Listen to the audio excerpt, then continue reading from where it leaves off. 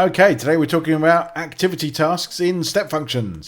So activity tasks are something you'd use where you've typically got a long-running compute task that's going to run on EC2 or perhaps even on an on-premise server. And it's essentially like a pull approach. So the external worker pulls the data from step functions and then sends periodic heartbeats, letting step functions know that it's still working on that data.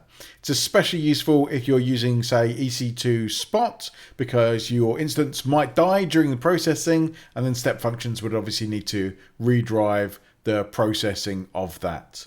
When everything's complete, it will send a token back.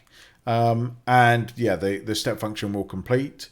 It's important that you understand the difference between an activity task and a wait token. A wait token, there is no periodic heartbeat. It's purely step functions sends the token and then waits to hear back or times out. Here, the timeout is between the heartbeats. So as I say, if you're using EC2, you should get quite a quick update if something does go wrong, that something's gone wrong, and then it can retry. That's obviously going to be better for something like Spot usage.